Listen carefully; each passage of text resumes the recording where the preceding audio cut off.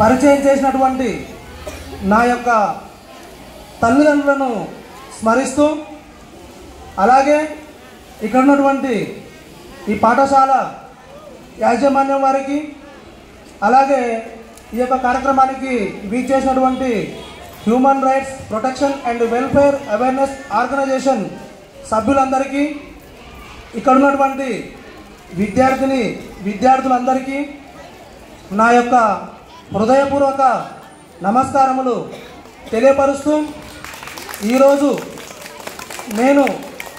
మేము మనందరము ఇక్కడ ఈ సమావేశం ఏర్పాటు చేసుకోవడానికి ముఖ్య కారణం ఏంటంటే మన భారతదేశం యొక్క అభివృద్ధి గురించి.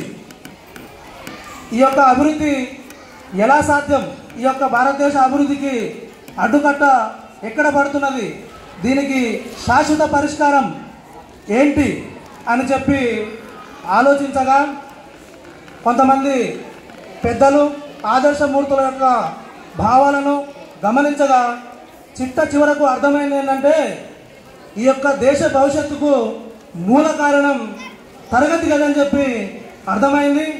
అర్థమైన తర్వాత ఒక 6 నెలల కాలం నుంచి ఈ యొక్క ప్రోగ్రామ్ని దేశవ్యాప్తంగా తీసుకువెళ్ళాలి, మొదట మన హైదరాబాద్లో స్టార్ట్ చేసి అని దీని మీద కసరత్తు చేసుకుంటూ ఈరోజు మీ ముందుకు రావడం జరిగింది.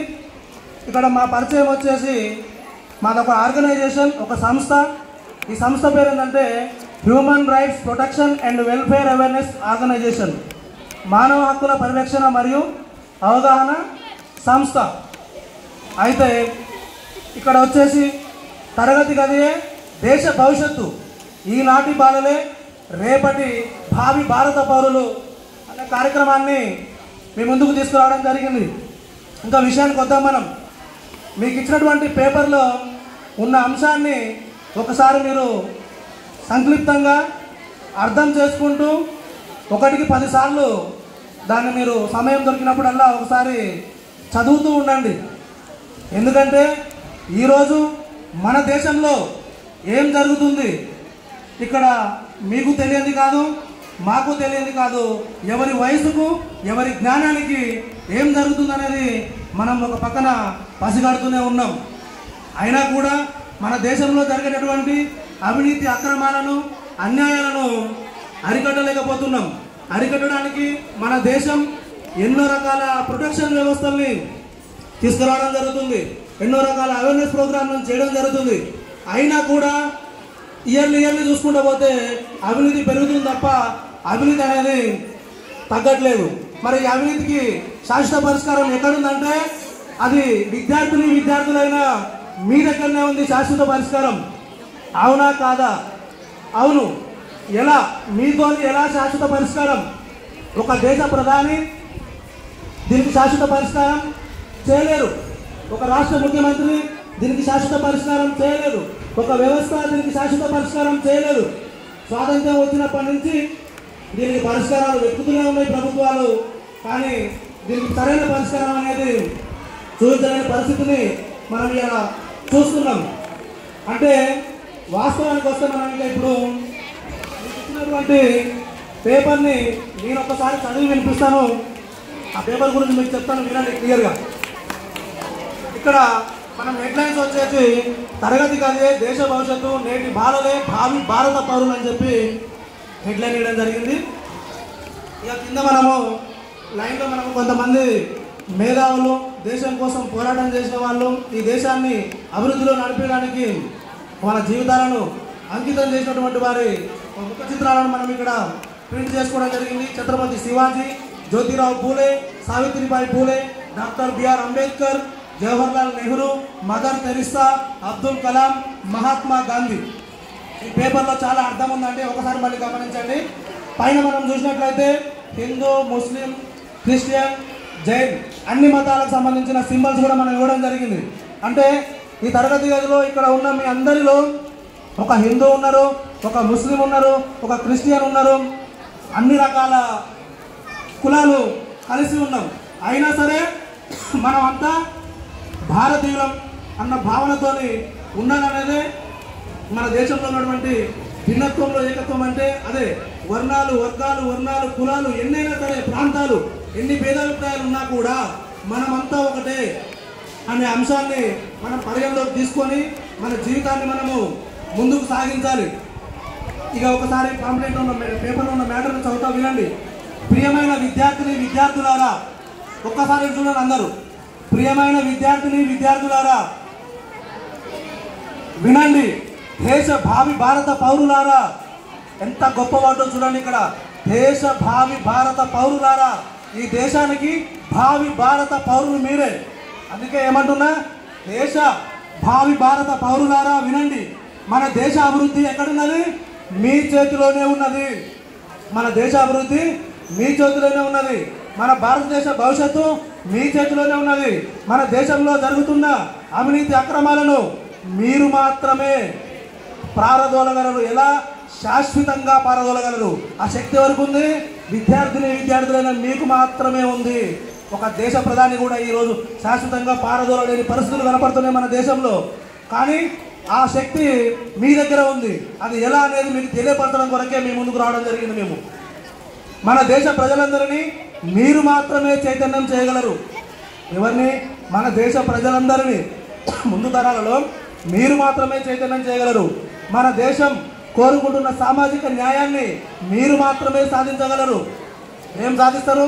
మన దేశం కోరుకుంటున్న సామాజిక న్యాయం అని చెప్పేసి మనకు స్వాతంత్ర్యం వచ్చినప్పటి నుంచి పోరాటాలు జరుగుతూనే ఉన్నాయి, ఉద్యమాలు వస్తూనే ఉన్నాయి. అయినా కూడా సామాజిక న్యాయం ఉందా మన దేశంలో? ఈరోజు ఇంకా పూర్తిగా రాలేదు. అది పూర్తిగా రావాలంటే అది మీరు మాత్రమే సాధించగలరు. భిన్నత్వంలో ఏకత్వం గల ప్రజాస్వామ్య దేశాన్ని మనమంతా భారతీయులమన్న సమానత్వంతో మీరు మాత్రమే అభివృద్ధి చెందిన అవినీతి రహిత దేశంగా మన దేశాన్ని తీర్చిదిద్దగలరు. ఎలా తీర్చిదిద్దగలుగుతారు? అభివృద్ధి చెందిన అవినీతి రహిత దేశంగా మన దేశాన్ని తీర్చిదిద్దగలిగే శక్తి మీకు మాత్రమే ఉంది. మీరు మాత్రమే దాన్ని తీర్చిదిద్దగలరు. ప్రస్తుతం మన దేశాన్ని ప్రజల చేత ఎన్నుకోబడి పరిపాలిస్తున్న పాలకులందరూ ఎక్కడి నుంచి వచ్చిన వారు? ఈ తరగతి గది నుంచి వచ్చిన వారే. మన దేశాన్ని పరిపాలిస్తున్న పాలకులందరూ కూడా ఈ తరగతి నుంచి వచ్చిన వారే అన్న సంగతి, ఈ తరగతి గది నుంచి వచ్చిన వారే అన్న సంగతి మనం మరవద్దు. మన దేశ వ్యవస్థలైన రాజకీయ వ్యవస్థ, విద్యా వ్యవస్థ, పోలీస్ వ్యవస్థ, న్యాయ వ్యవస్థ చెప్పుకుంటూ పోతే మన దేశంలో చాలా వ్యవస్థలు ఉన్నవి.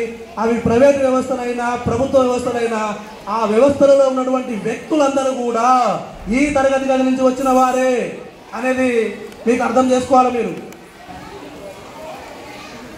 ఇకపోతే ఈ వ్యవస్థలలోని వ్యక్తులందరూ కూడా అటెండర్ కానించి మొదలు పెడితే దేశ ప్రధాని వరకు కూడా ఈ తరగతి గది నుంచి వచ్చిన వారే అనే సంగతిని కూడా మీరు గుర్తు చేసుకోవాలి. ఇకపోతే ఈ తరగతి గది దేశ భవిష్యత్తుకు మూల కారణం అన్నారు మన పెద్దలు. ఇది వాస్తవం కనుక దేశాభివృద్ధి మీతోనే సాధ్యం. విద్యాభ్యాస దశ నుంచే విద్యార్థులందరిలోనూ వినండి బాగా ఈ పాయింట్. ఇది ఒక్కటే మీకు గమనించుకోవాల్సిన అంశం. అన్నింటిలో మీరు విద్యార్థి దశలోనే విద్యాభ్యాస దశ నుండే అలవర్చుకోవాలో చూడండి. నీతి, నిజాయితీ, సత్యం, ధర్మం, సంస్కారం, విచక్షణ జ్ఞానం, దయ, జాలి, మానవత్వంతో కూడిన ఈ క్రింది అంశాలను అలవర్చుకోవాలి. కొన్ని అంశాలు ఉన్నాయి. అంటే మన దేశము భారత రాజ్యాంగం ప్రకారమే ప్రతి మనిషి నడుచుకోవాలని మనం అనుకుంటాం. కానీ భారత రాజ్యాంగం ప్రకారం నడుచుకోవాలి. ఆ రాజ్యాంగం ప్రకారం కూడా నడుచుకునే సందర్భంలో ఏమేమి చూపించాలి? మనము నీతిని చూపించాలి, నిజాయితీని చూపించాలి, ధర్మాన్ని చూపించాలి, సత్యాన్ని పాటించాలి, విచక్షణ జ్ఞానంతో ఉండాలి, దయను కలిగి ఉండాలి, జాలిని కలిగి ఉండాలి, మానవత్వాన్ని కలిగి ఉండాలి. వీటన్నిటితో ఉన్నటువంటి కొన్ని అంశాలను మనం అలవర్చుకోవాలి. మొట్టమొదట మనకు జన్మనిచ్చి ఈ సుందరమైన లోకాన్ని పరిచయం చేసిన మన తల్లిదండ్రులను సవినయంగా గౌరవించడం నేర్చుకోవాలి. మనకు మొదటి దైవం తల్లిదండ్రులు, రెండవ దైవం గురువు, మూడవ దైవం భగవంతుడు అన్నారు పెద్దలు. కనుక మనం గురువులను గౌరవించి సవినయంగా గురువులు నేర్పించిన విద్యాబుద్ధులను నేర్చుకొని భారత పౌరులుగా ఎదగాలి. ప్రతి మనిషి నీతి, నిజాయితీ, మానవత్వం, ధర్మం, విచక్షణ జ్ఞానం, సంస్కారములను కలిగి ఉండి దేశభక్తిని పెంపొందించుకోవాలి. ప్రతి మనిషి భారత రాజ్యాంగంలోని అంశములను దృష్టిలో ఉంచుకొని జీవనం గడపాలి. కనుక మన భారత రాజ్యాంగంను గురించి సాధ్యమైనంత వరకు తెలుసుకుంటూ ఎలాంటి దుర్వ్యసనాలు, చట్ట వ్యతిరేక కార్యకలాపాలకు పాల్పడకుండా స్త్రీల పట్ల గౌరవాన్ని చూపిస్తూ మన జీవనాన్ని మనం సాగించాలి. దేశాభివృద్ధి కొరకు పోరాటం చేసిన మేధావులు, దేశం కోసం పోరాడి వీరమరణం పొందిన అమరవీరులను ఆదర్శంగా తీసుకొని దేశాభివృద్ధి కొరకు మన వంతు బాధ్యతను మనం చేపట్టాలి అన్న ఆలోచన మనందరిలోనూ రావాలి. ప్రతి మనిషి పుట్టుక ఎంత సాధారణమైనా ఉండవచ్చు, కానీ మరణం మాత్రం దేశ భవిష్యత్తుకు ఉపయోగపడే ఒక మంచి చరిత్రను సృష్టించింది అనే విధంగా ఉండాలి అని కోరుకుంటూ, మన దేశంలో ఉన్నటువంటి అవినీతి అక్రమాలను అరికట్టి మన దేశాన్ని అవినీతి రహిత అన్ని రంగాలలో అభివృద్ధి చెందిన అగ్రదేశంగా తీర్చిదిద్దాలంటే అది మీతోనే సాధ్యమని గ్రహించి మేము మీ ముందుకు వచ్చి వేడుకుంటున్నాం. మీకు మ్యాక్సిమం ఇక్కడ ఉన్న వారికి చాలామందికి సబ్జెక్ట్ అయితే మీకు అర్థమైంది. ఒక్కసారి దీని గురించి నేను మళ్ళీ మీకు క్షుణ్ణంగా నేను చెప్పాలనుకుంది చెప్తా. మీకేం చెప్పినా, నేను ఫస్ట్ రాగానే ఎవరికి నమస్కారం చేయలేదు. ఇక్కడ దేశానికి ప్రధానమంత్రి ఉండు, భరతమాత ఉంది, అందరూ యాజమాన్యం ఉన్నారు, చాలామంది ఉన్నారు. కానీ నేను ఎవరికి నమస్కారం చేసినా, నా యొక్క తల్లిదండ్రులకు నమస్కారం చేసిన. అంటే మనకు జన్మనిచ్చి ఈ లోకాన్ని పరిచయం చేసిన తర్వాతనే భగవంతుడు ఉన్నాడని మనకు తెలుస్తుంది. వీళ్ళు మన ఉపాధ్యాయులని మనకు తెలుస్తుంది. ఈయన మన దేశ ప్రధానని మనకు తెలుస్తుంది. ఏ విషయమైనా మొట్టమొదట తల్లిదండ్రి కాంచే. కాబట్టి మనం ముందు మనకు జన్మనిచ్చిన తల్లిదండ్రులను గౌరవించడం నేర్చుకోవాలి. ఫస్ట్ ఆచరణ మనం చేయవలసిన పని. ఆ తర్వాతనే గురువులు, ఆ తర్వాతనే భగవంతుడు. అది గుర్తుపెట్టుకోండి. తల్లిదండ్రులు మనకు జన్మనిచ్చి ఇంత సుందరమైన లోకాన్ని పరిచయం చేసి ఈ లోకానికి వెలగట్టగలమా? మనము ఎంతనే చెప్పగలమా? అనంతం. అలాంటి లోకంలో మనం పడేస్తే మనం ఏమంటామంటే, మా అమ్మ నాన్న పెద్దయినాక మనం ఏమంటాం, మా అమ్మ నాకు ఏం ఆస్తులు లే, మా దోస్తు రజితకు అయితే వాళ్ళ నాన్న తీసుకున్న ప్రాపర్టీస్ 100 కోట్లు ఉంది, నాకేం లేదు, మా ఫ్రెండ్ శ్రీనుకు అయితే ఇంత ఉంది, నాకేం లేదు. ఇది కాదు. అసలు అనంతమైన సంపదలో మనని మన తల్లిదండ్రులు పడేసిర్రు.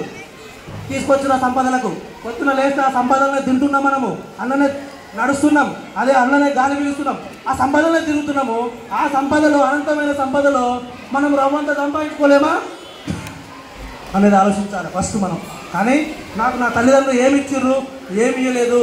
ఒక జన్మనిస్తే చాలు మనకు తల్లిదండ్రులు మనకు అన్నీ ఇచ్చినట్టే. మనకు తల్లిదండ్రులు మనల్ని ఈ లోకాన్ని పరిచయం చేసినప్పుడే ఈ లోకంలో ఉన్నటువంటి ప్రతి దాని మీద మనం కొట్లాడే హక్కు, మనం సాధించుకునే శక్తిని మనం సంపాదించుకోవడానికి మనకు మెదడు, చెవులు, కళ్ళు, కాళ్ళు ఒక రూపాన్ని తయారు చేసి మన తల్లిదండ్రులు మనల్ని ఈ భూమిని తీసుకొస్తారు. ఆ విషయాన్ని మనం మరవద్దు. ఎప్పుడు కూడా మనకు జన్మనిచ్చిన తల్లిదండ్రులని ద్వేషించకూడదు. ఏ తల్లిదండ్రి కూడా బిడ్డ యొక్క జీవితాన్ని ఖరాబ్ చేయాలని చూడరు. కావాలని వారిని ఏ విధంగా హింసించరు. వారు చేసే పని మనకు ఏదైనా ఇబ్బందిగా అనిపిస్తుందంటే అది భావితరాలలో మనకు ఉపయోగపడే పని అని చెప్పి మనం భావించాలి తప్ప వారి మీద ఎలాంటి ద్వేషాలు మనం పెంచుకోకుండా ఉండాలి. చేతనైతే వారికి సహాయం చేయాలి, లేదంటే వారు చెప్పింది మనం పాటించాలి తప్ప వారి విషయంలో మనం ఎట్టి పరిస్థితుల్లో కూడా అన్నతగా భావించి మనము వారిని దూషించకూడదు. ఈ అంశాన్ని ప్రతి ఒక్కరూ గుర్తుపెట్టుకోండి. ఇక నెక్స్ట్ తర్వాత వచ్చేసి తల్లిదండ్రులు, జన్మ, ఆస్తులు, అంతస్తులు, వీటి గురించి మీకు అయిపోయింది క్లియర్గా. గురువులు, తల్లిదండ్రులు మనకు అయ్యా విద్య నేర్చుకో, నా జ్ఞానం ఇంతవరకే, నాకన్నా మీరు గొప్పలు కావాలని చెప్పేసి మనల్ని తీసుకొచ్చి మనకు విద్యాబుద్ధులు నేర్పించడానికి మనకు గురువుల దగ్గరికి తీసుకొచ్చి మన గురువుల వద్ద మనల్ని ఉంచి, నా కొడుకు ఒక డాక్టర్ కావాలి, నా బిడ్డ ఒక కలెక్టర్ కావాలి, నా కొడుకు ఒక దేశ ప్రధాని కావాలి, నా కొడుకు ఒక రాష్ట్ర ముఖ్యమంత్రి కావాలి, రకరకాల కళలు అంటారు. ఒక్కొక్క బిడ్డ, ఇక్కడ ఉన్న బిడ్డ తల్లిదండ్రులు నా బిడ్డ అది కావాలి, ఇది కావాలని కళలు అంటూ వాళ్ళ రెక్కల కష్టాలతో మిమ్మల్ని ఇక్కడ మీకు విద్యాబుద్ధులు నేర్పించడం కొరకు పాఠశాలకు తీసుకొచ్చి గురువులకు మిమ్మల్ని అప్పచెప్పడం జరుగుతుంది. గురువులకు అప్పచెప్పిన తర్వాత మన బాధ్యత ఏంటి? మనకు గురువు ఏం నేర్పిస్తారు? విద్యాబుద్ధులు. గురువు మనకు 2వ దైవం. తల్లిదండ్రి మొదటి దైవం, గురువు 2వ దైవం. గురువు ఏం చెప్తాడంటే, నాన్న ఇది చేయాలి ఈ టైంకు, అది చేయాలి ఆ టైంకు, నువ్వు గొప్పవాళ్ళు కావాలంటే ఇలా ఉండాలి, అలా ఉండాలి అని చెప్పి మనకు విద్యాబుద్ధులు నేర్పిస్తూ మన జీవితాన్ని, మన ఆశయాన్ని మనం చేరుకోవాలంటే మనం ఏ విధంగా మన జీవితాన్ని ముందుకు తీసుకెళ్లాలో మార్గం చూపించేది మన గురువు గారు. కాబట్టి మన గురువులను మనము 2వ దైవంగా భావించాలి. గురువులను ఎలా భావించాలి? మనము 2వ దైవంగా భావించాలి. ఇక మనం అంటుంటాం అంతా భగవంతుని దయ అని చెప్పి. ఆ భగవంతుడు ఎన్నో స్థానమో తెలుసా? ఈ భూమి మీద భగవంతుడు 3వ స్థానం. ఈ భూమి మీద ఎందుకంటే మనకు భగవంతుడు ఎవరో తెలియనప్పుడు మన అమ్మ ఎవరో మన నాన్న ఎవరో మనకు తెలుసు. భగవంతుడు ఎవరో మనకు తెలియపరిచింది మన అమ్మ నాన్న కాబట్టి వారే మనకు మొదటి దైవం. రెండవ దైవం మన జీవితం పైన మనం ఏ విధంగా వెళ్ళాలి, మన జీవితాన్ని మన ఆశయాన్ని మనం ఏ విధంగా చేరుకోవాలి, మన జీవితంలో మనం ఎలాంటి మన ఆశయాలు చేరుకోవాలన్నా కూడా మనకు ఒక మార్గదర్శి కావాలి. ఆ మార్గదర్శులే మన గురువులు. కాబట్టి రెండవ దైవం గురువులు కనుక గురువులను గౌరవించడం అనేది చాలా గొప్ప కార్యం. అది ప్రతి నిత్యము గురువులను మనసులో స్మరణ చేస్తూ, తల్లిదండ్రులను మనసులో స్మరణ చేస్తూ, ఆ తర్వాత మీకు భగవంతుడు నన్ను చెప్పేదే మీరు ఇద్దరు కనుక ఆ తర్వాతనే భగవంతుడు కనుక భగవంతుని స్థానాన్ని ఆ తర్వాతనే భగవంతునికి స్థానం ఇవ్వాలి. ఇది వాస్తవము, ఇది సత్యము. ఇది ఖచ్చితంగా ప్రతి ఒక్కరు పాటిస్తే వారి జీవితానికి ఎలాంటి ఆటంకాలు లేకుండా ముందుకు వెళ్ళగలుగుతారు. కనుక ఇక్కడున్న ప్రతి ఒక్కరు మీరు పాటిస్తారని చెప్పి నేను మిమ్మల్ని పేరున వేడుకుంటున్నాను. జననము మరణము మనము ఈ పేపర్ చదివినప్పుడు దీంట్లో ఒక మ్యాటర్ వచ్చింది.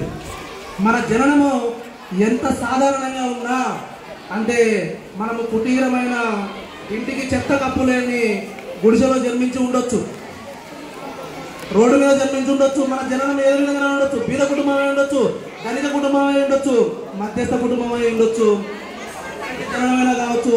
మనం పుట్టగానే మన తల్లిదండ్రులు మన నుంచి దూరం కావచ్చు, మనం అనాథలం కావచ్చు.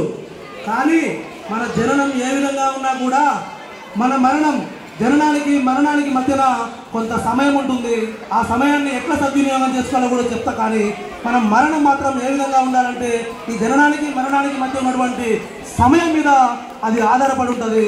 కాబట్టి మన మరణం ఏ విధంగా ఉండాలంటే ఈ దేశ భవిష్యత్తు కొరకు ఒక మంచి చరిత్రను సృష్టించింది అనే విధంగా మన మరణం ఉండాలి. కానీ మన జననం ఎంత సాధారణంగా ఉండవచ్చు. ఈ యొక్క అంశాన్ని ప్రతి ఒక్కరు దృష్టిలో ఉంచుకొని ప్రతి ఒక్కరు కూడా దేశాభివృద్ధికి ఒక మంచి చరిత్రను సృష్టించాలి అనే కాన్సెప్ట్తోని మీ యొక్క విద్యాబుద్ధులను చేస్తూ మీరు ముందుకు వెళ్ళాలని చెప్పేసి నేను ఉన్నటువంటి విద్యార్థులందరికీ పేరున కోరుకుంటున్నాను. ఇకపోతే సమయం గురించి చెప్పిన మీకు ఇంతకుముందు నేను అంటే మనం పుట్టినప్పటి నుంచి మనం మరణించే వరకు మధ్యన ఉన్న ఈ సమయం అంతా మనం ఏ విధంగా సద్వినియోగం చేసుకోవాలి. రెండు పాయింట్లు చెప్తాను మీకు నేను ఈ సమయం విషయం గురించి.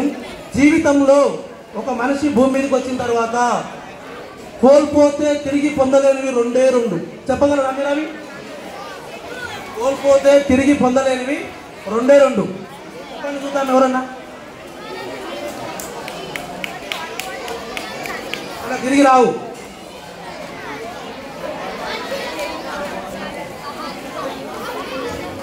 ఒకటి మన ప్రాణము, వెరీ గుడ్. రెండు వచ్చేసి సమయము. వీటిని ఎంత బదిలన్నా కూడా ఎంత క్షమిస్తున్నా కూడా ఈ దేశంలో ఉన్న సంపదలు అన్ని మీకు రాయిస్తామన్నా కూడా ఇవి మళ్ళీ మీ దగ్గరికి తిరిగి రావు. ఇక దేన్నైనా మనం సాధించవచ్చు. ఈరోజు కోల్పోయిన దాన్ని ఈరోజు మనం 10th క్లాస్లో ఒక సబ్జెక్ట్లో ఫెయిల్ అయితే మన సప్లిమెంట్ రాసి మనం పాస్ కావచ్చు. కానీ ఈ రెండు కోల్పోతే మాత్రము వీటిని మళ్ళీ మనము తిరిగి పొందలేము. కనుక ఇవి చాలా విలువైనవి. వీటిని మనం కాపాడుకోవడం, సద్వినియోగం చేసుకోవడం మన బాధ్యత. సమయాన్ని మనం ఎలా కాపాడుకోవాలి అనేది మీకు పాఠశాలల్లో గురువులు మాకన్నా కూడా చాలా చక్కగా ప్రతిరోజు ఏదో ఒక అంశం మీద ఏదో ఒక సబ్జెక్టు మీద ఈ సమయం గురించి మీ ముందు మీ దగ్గర ఉన్నటువంటి ఉపాధ్యాయులలో ఎవరో ఒకరు ఈ సమయం గురించి లేవనెత్తుతూనే ఉంటారు క్లాస్ రూమ్లలో. ఎందుకంటే మీలాగా నేను కూడా ఇలాంటి క్లాస్ రూమ్ల నుంచి గవర్నమెంట్ స్కూల్లో చదువుకొని వచ్చిన కనుక ఆ అనుభవం నాకు ఉంది కనుక నేను చెప్తున్నా. ఉన్నటువంటి టీచర్లలో సార్లలో ఎవరో ఒకరు మనకు సమయం విలువను ఖచ్చితంగా తెలియపరుస్తుంటారు డే మొత్తంలో. కాబట్టి ఆ సమయం యొక్క విలువను పోతే తిరిగి రాదు కనుక దాన్ని సద్వినియోగం చేసుకోవాలి. ఎలా వినియోగం చేసుకోవాలనేది మనం విద్యార్థి దశలో స్కూల్లో ఉన్నంతసేపు మన గురువులు బోధించడం జరుగుతుంది. అలాగే ఇంటి దగ్గరికి వెళ్ళిన తర్వాత ఆ సమయంలో మన తల్లిదండ్రులు మనకు బోధన చేయడం జరుగుతుంది. తర్వాత మన ప్రైవసీలో మనం ఏం చేయాలనుకుంటున్నామో ఆ విషయాలను మనం ఏ విధంగా తీసుకెళ్ళి ముందుకు పోవాలనుకుంటున్నాం అనేది మనం నిర్ణయించుకోవాల్సిన సమయం ఉంటుంది. కనుక ఆ సమయాన్ని మాత్రం సద్వినియోగం చేసుకోవాలి. ఇకపోతే ఈ ప్రాణం కూడా పోతే మళ్ళీ తిరిగి రాదు. కాబట్టి ప్రాణాన్ని కూడా మనం కాపాడుకోవాలంటే మనం ఆరోగ్యం పట్ల కూడా మనము శ్రద్ధ వహించాలి.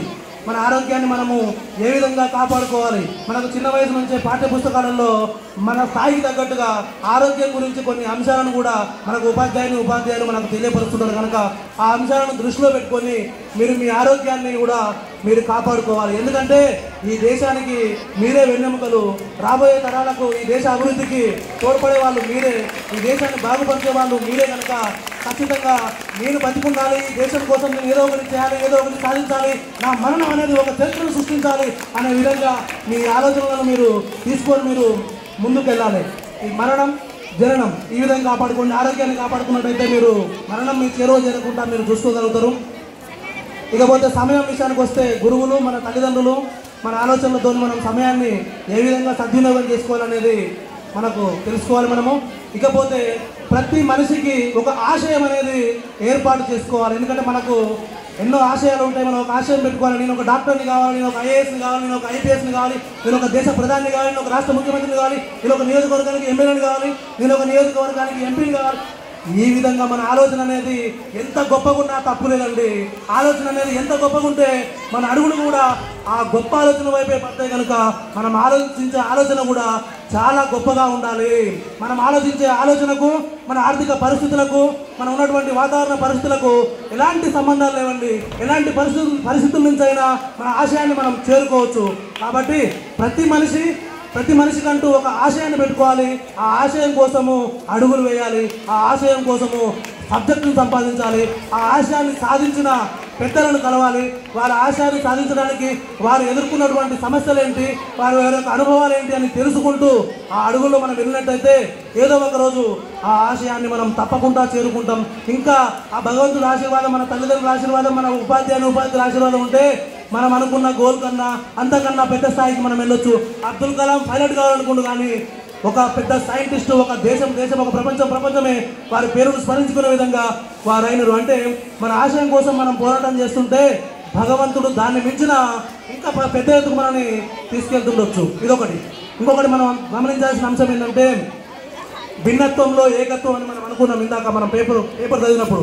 భిన్నత్వంలో ఏకత్వం అంటే మన ఏ కులమైనా, ఏ మతమైనా, ఏ వర్గమైనా, ఏ వర్ణమైనా, ఏ ప్రాంతమైనా, ఏ కలర్ అయినా, ఏదైనా కావచ్చు, మనం హిందూ, ముస్లిం, క్రిస్టియన్, జైను, బౌద్ధ ఏదైనా కావచ్చు, కానీ మనమంతా భారతీయులమన్నా, మనమంతా సమానమన్న ఒక మంచి అభిప్రాయాన్ని మన మనసులో నింపుకొని మనం తరగతి గది నుంచే మన తోటి విద్యార్థులతో ప్రతి ఒక్కరితో ఆ విధంగా మెలిగినట్లయితే మనము ఈ భిన్నత్వంలో ఏకత్వం అని మన దేశాన్ని మనం ఏ విధంగా చెప్పుకుంటున్నామో ఇంకా గర్వంగా మనం చెప్పుకోగలుగుతాము.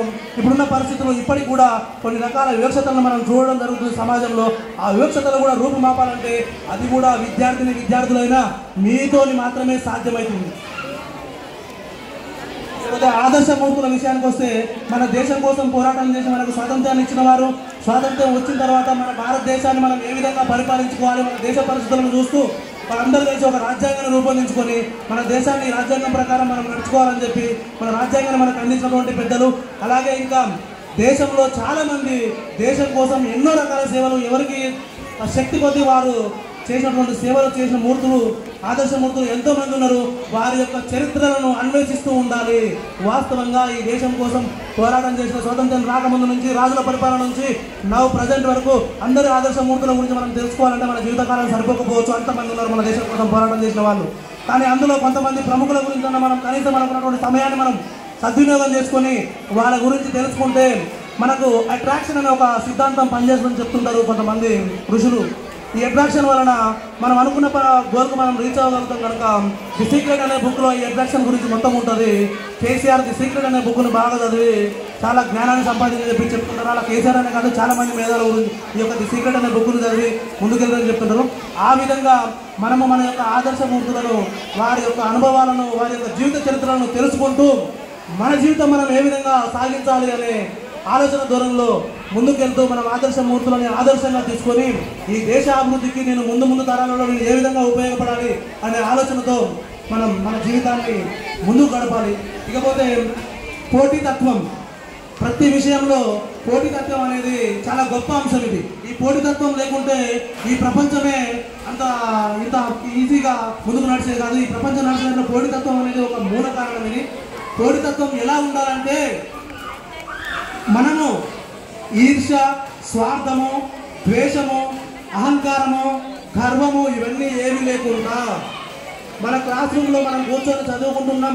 మన ఉపాధ్యాయులు అందరికీ సమానంగానే చెప్తారు. మనం ఇక్కడ నిలబడి లెసన్ చెప్పినప్పుడు స్పెషల్ అయితే ఏమున్నది కదా మేడం కానీ సార్ కానీ చెప్పింది మనం అందరం వింటుంటాం కదా.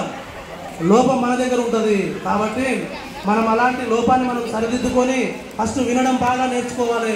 వినడం బాగా నేర్చుకున్న తర్వాత ఏమైనా డౌట్స్ ఉంటే ఆ డౌట్స్ని కూడా ఇమ్మీడియట్లీ క్లియర్ చేసుకోవాలి. సందిగ్ధ పడొద్దు, ధైర్యాన్ని తెచ్చుకొని ఆ డౌట్స్ని క్లియర్ చేసుకొని ఈ పోటీతత్వం ఎట్లా ఉండాలంటే మార్కులైనా అది క్రీడారంగమైనా ఏ రంగమైనా సరే పోటీతత్వంలో నేను గెలిచిన అనే సంతోషం తప్ప నేను గెలిచిన అనే గర్వం కానీ నేను గెలిచిన అనే స్వార్థం కానీ ఎదుటోడు ఓడిపోయిన చులకన కానీ ఇలాంటివి ఏమీ చూపించకుండా ఈ పోటీతత్వంలో ఉండాలి. కానీ స్కూల్స్లలో కూడా మనం పిల్లల్లో కొంతమందిలో మనం చూస్తుంటాం, ఓడిపోతే ఏడుస్తుంటారు, కొంతమంది బాధపడుతుంటారు నేను ఓడిపోయినా అని చెప్పి పిల్లలు. కానీ ఒక ఓటమి ఎన్నో గెలుపులకు నిదర్శనం. మంచి మంచి గొప్ప గొప్ప మేధావులు ఎన్నోసార్లు విఫలమై ఓడిపోయిన తర్వాతనే వారు అద్భుతమైన విజయాన్ని సాధించి ప్రపంచమే చాటి చెప్పుకునే విధంగా ఎలన్ మాస్క్ చరిత్ర మీరు ఒకసారి చూడండి. ఒక సైంటిస్ట్ అతను ఎన్నిసార్లు ఓడిపోయిండు, తర్వాత ఏం సాధించడం అనేది మీకు అర్థమవుతుంది.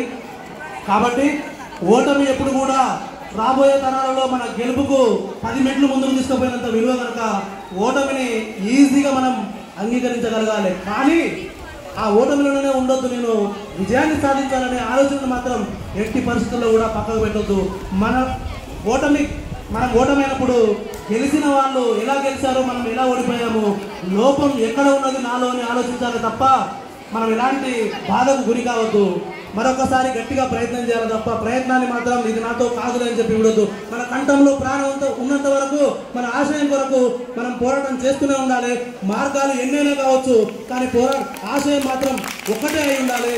ఎన్నైనా మార్గాలు కావచ్చు, ఆ మార్గాలు ఏ విధంగా ఉండాలంటే చట్టబద్ధంగా రాజ్యాంగబద్ధంగా నలుగురు మంచి అనుకునే విధంగా మన యొక్క మార్గాలు ఉండాలి. మనం ఒక ఆశయాన్ని చేరుకోవడానికి ఎన్ని మార్గాలు అనేది కూడా మనం చెప్పలేము. ఇన్ఫినిటీ మార్గాలు, అనంతమైన మార్గాలు ఉన్నాయి మనకి ప్రపంచంలో, మన దేశంలో. కాబట్టి మార్గం ఎలా ఉన్నా సరే కానీ చట్టబద్ధంగా ఉండాలి, రాజ్యాంగబద్ధంగా ఉండాలి. ఆశయం మాత్రం చివరకు వచ్చేసరికి ఆశయం మాత్రం మనం అనుకున్న ఆశయాన్ని మనము రీచ్ కావాలి. ఆ విధంగా మీ ఆలోచన ఉండాలని చెప్పేసి నేను ఈరోజు మీ అందరికీ పేరు పేరున తెలియపరుస్తున్నాను.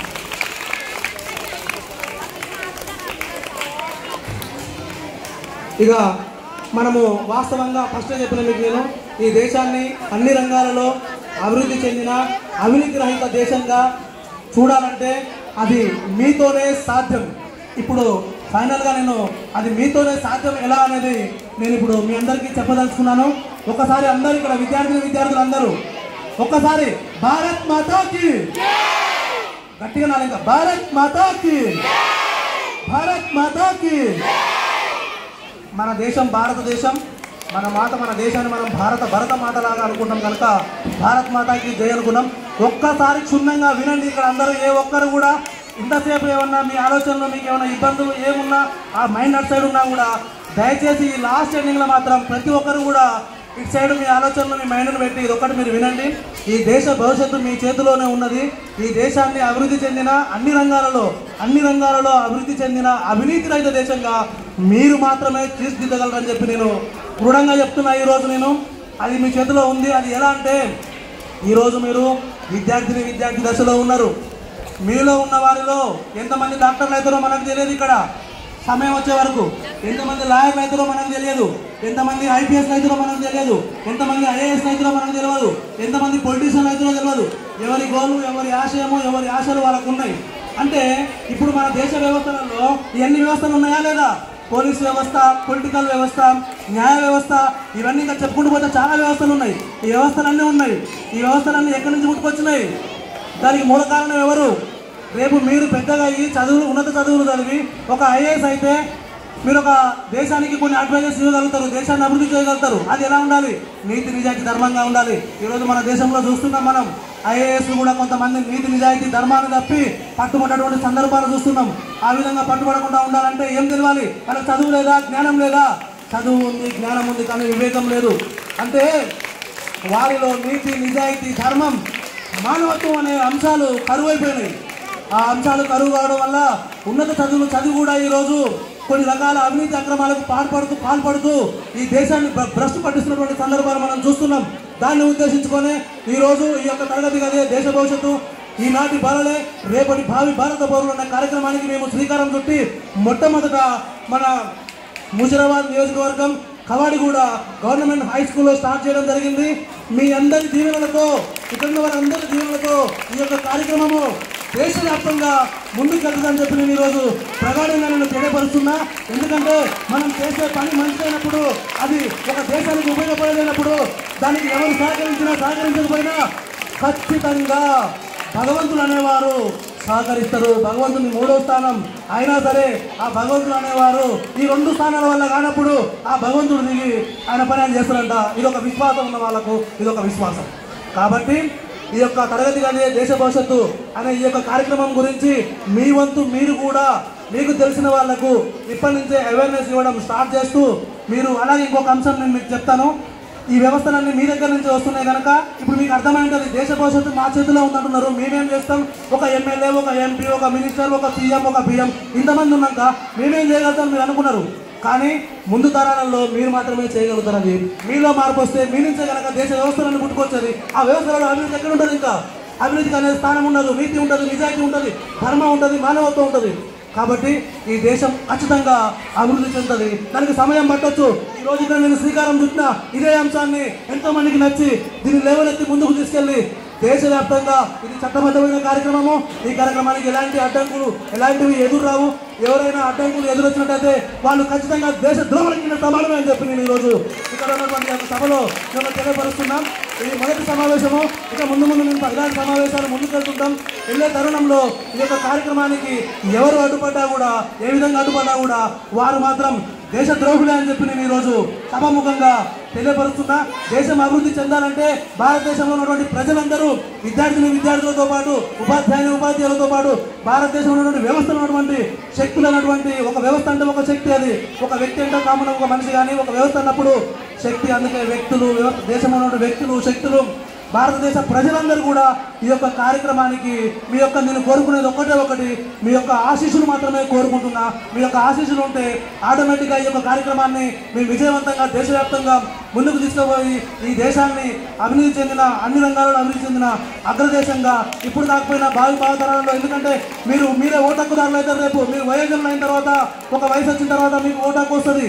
ఆ ఓటక్కు ద్వారా అప్పుడు ఉన్నటువంటి కరప్షన్ అనేది ఉండదు, అవినీతి అనేది ఉండదు, డబ్బులు పంచడం అనేది ఉండదు. ఎందుకంటే మార్పు అనేది మీ దగ్గర నుంచి స్టార్ట్ అవుతుంది కనుక మీలోనే మార్పు వచ్చినప్పుడు రేపు దేశంలో ఉన్న ప్రజలంతా కూడా ఇక్కడి నుంచి వచ్చిన వారే. కాబట్టి కొన్ని తరాల తర్వాత ఇప్పుడున్న వారందరూ వారి యొక్క జీవిత టైమైపోయి వారి స్థానాలకు వారు వెళ్ళిపోవడం జరుగుతుంది. తర్వాత ఉండేది మీరే కనుక మీరే చైతన్యం వస్తే ఖచ్చితంగా ఈ దేశం మార్పు వస్తుందని చెప్పి పూర్తి విశ్వాసంతో మీ ముందుకు వచ్చి మేము ఇక్కడ ఈ కార్యక్రమాన్ని ఏర్పాటు చేసినాం. ఈ కార్యక్రమానికి సహకరించినటువంటి మన కవాడిగూడ గవర్నమెంట్ హై స్కూల్ యాజమాన్యానికి, ఇక్కడ ఉన్నటువంటి మీ విద్యార్థులకు, అలాగే ఈ యొక్క మా human rights protection and welfare awareness organisation సంస్థ సభ్యులందరికీ ప్రత్యేకంగా మేము ఈ యొక్క పర్మిషన్ గురించి మన హైదరాబాద్ జిల్లా డిఈఓ రోహిణి మేడం గారిని కలవడం జరిగింది.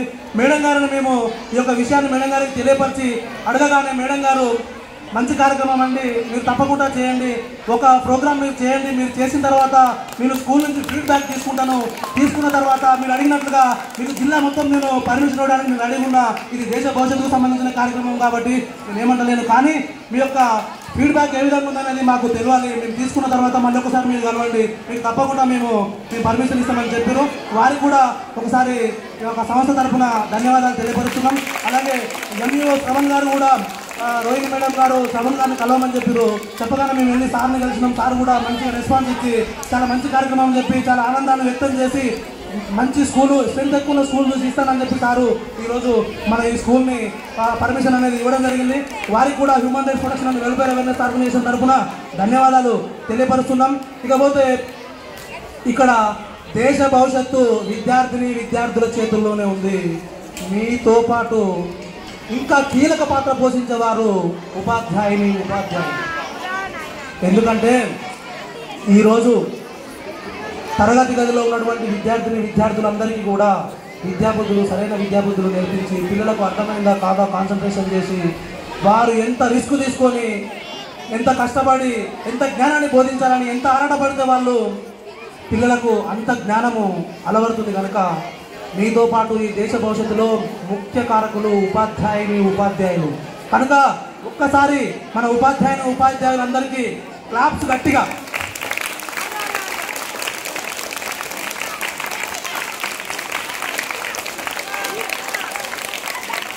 Very good. భారత్ మాతా కీ, భారత్ మాతా కీ, భారత్ మాతా కీ. థ్యాంక్ యూ, ధన్యవాదాలు.